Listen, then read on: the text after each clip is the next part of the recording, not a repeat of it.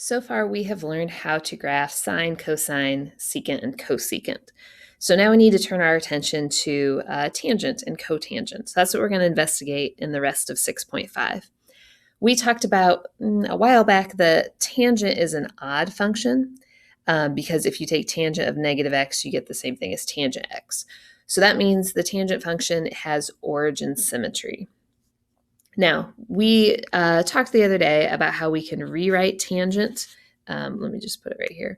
We can rewrite tangent as sine over cosine. And so remember, that's going to be undefined anytime that cosine x equals 0. And we know that cosine x, if you think about the unit circle, cosine x is going to equal 0 up here at pi over 2 and at 3 pi over 2 and so on and so forth. So we're going to have vertical asymptotes at pi over 2 and 3 pi over 2 and 5 pi over 2, and also at negative pi over 2 and negative 3 pi over 2, and so on and so forth. Okay. And these asymptotes are just going to keep happening as well.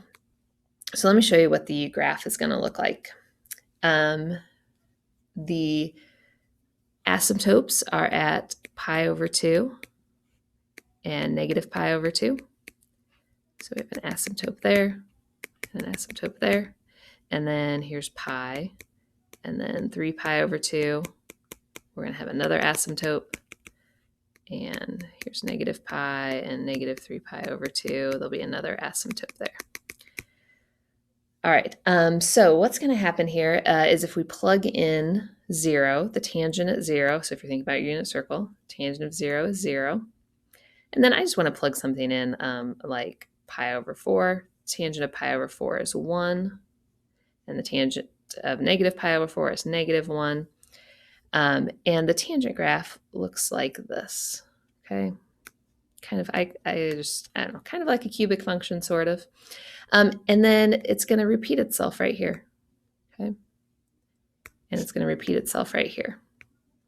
So I tend to refer to the tangent graph as like, I don't know, seaweed. That's what it looks like to me. So something that's different about the tangent graph compared to the others is instead of a period of 2 pi, notice it only has a period of pi. It has the same thing repeating every pi. The domain is all real numbers except where you have asymptotes. So that first asymptote is at pi over 2, and they happen every pi n. The range is all real numbers. Vertical asymptotes happen at pi over 2 plus pi n, and it has origin symmetry. Okay, so this is another parent function that you need to learn, that the tangent function, it goes through the origin, it looks like seaweed, and so on. Now, we are going to apply some transformations to tangents. Okay, so that's the information you've got here. The period, remember, is pi, and if we have a b value here, to find our new period is pi over b. Remember, for all the other function, it was 2 pi over b, so this is something a little different. We can change stuff here with a, okay? On the other graphs, it was the amplitude. I'll show you what that does on Desmos. And we can also have a horizontal shift. We could also have a vertical shift, but honestly, we really don't that much, but you could do it. So this horizontal shift, this phase shift, is going to move the center point to C. And then once we do that, we'll use the period to find all of the other center points, and we'll put vertical asymptotes in between them. But before we go on to do that, I want to just show you on Desmos what's going to happen with our transformations. So this is just the basic tangent graph. If we change our value of C, that's going to move it left or right. So it moves that center point left or right. Let me get it back to 0. Maybe not. There it is. Okay. B is going to change the period. Okay, so that means our asymptotes and center points are happening more frequently or less frequently, like that. Okay, so let me get that back to 0 maybe.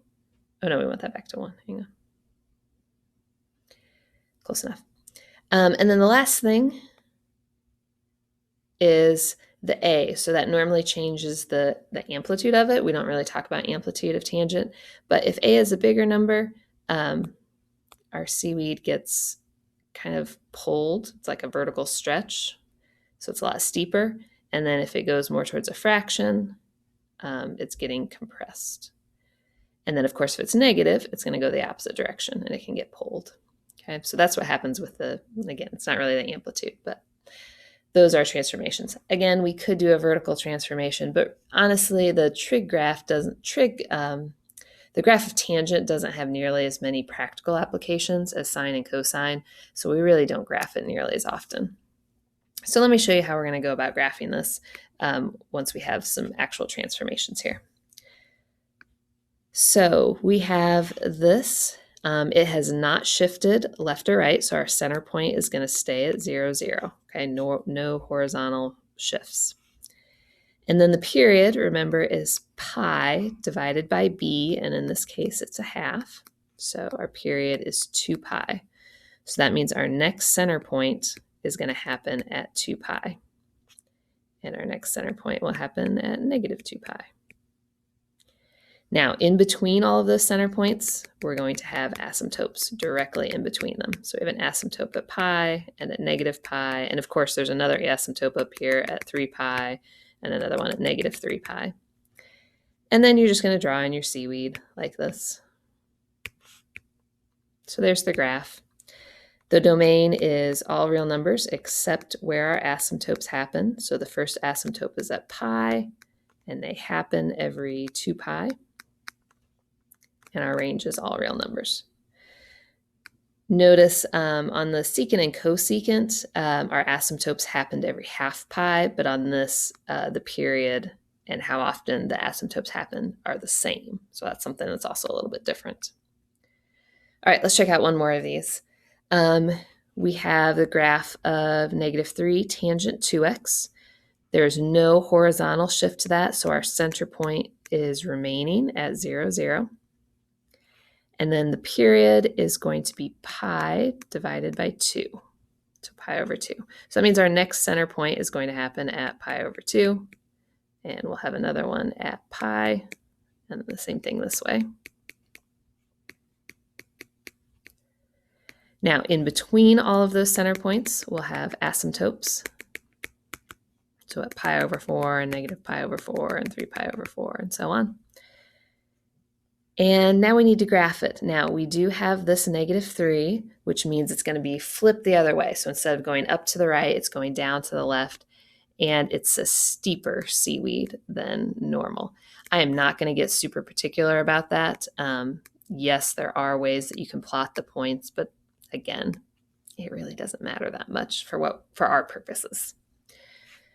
All right, our domain is going to be all real numbers except where our asymptotes happen. Our first asymptote is at pi over 4, and our asymptotes happen every pi over 2n. Remember, same as the period. And the range is all real numbers.